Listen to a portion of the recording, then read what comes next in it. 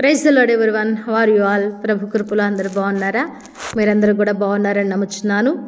దేవుడిచ్చు గొప్ప వాగ్దానంలో ఈరోజు దేవుడు మనకి చేస్తున్నటువంటి వాగ్దానాన్ని మనం చూసినట్లయితే దానికంటే ముందుగా సోషల్ మీడియాలో ఒక వీడియో వైరల్ అయ్యిందండి. ఒక 10th క్లాస్ విద్యార్థి టీచర్ పైన తన గుండెల మీద కాలుతో తన్నట్లుగా అట్లా చూపిస్తూ ఉన్నారు.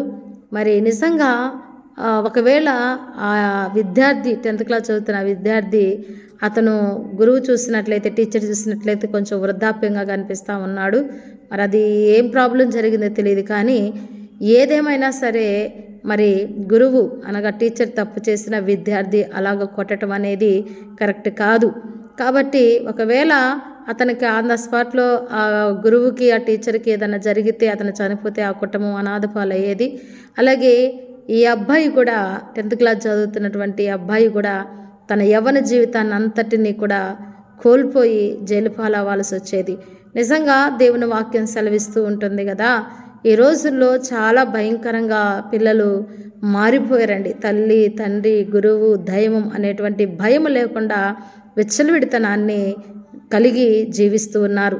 దేవుని వాక్యం సెలవిస్తుంది. సామెతలు 22 మరి 6 బాలుడు నడవలసిన త్రోవని వానికి నేర్పుము, వాడు పెద్దవాడైనప్పుడు దాని నుండి తొలగిపోవడని వాక్యం సెలవిస్తుంది. బాలుడు నడవలసిన త్రోవని వానికి నేర్పుము, పెద్దవాడైనప్పుడు దాని నుండి తొలగిపోడు.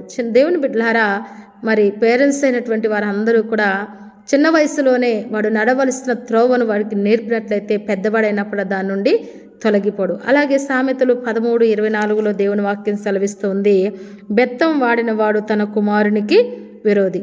మీరు ఇప్పుడు బెత్తం వాడకుండా చిన్న వయసులోనే వారిని సరిచేయకుండా, వారిని గద్దించకుండా సరైన మార్గంలో నడిపించకపోతే పెద్దవాడైనప్పుడు తండ్రికి విరోధి అవుతాడనేసి దేవుని వాక్యం స్పష్టంగా సెలవిస్తుంది.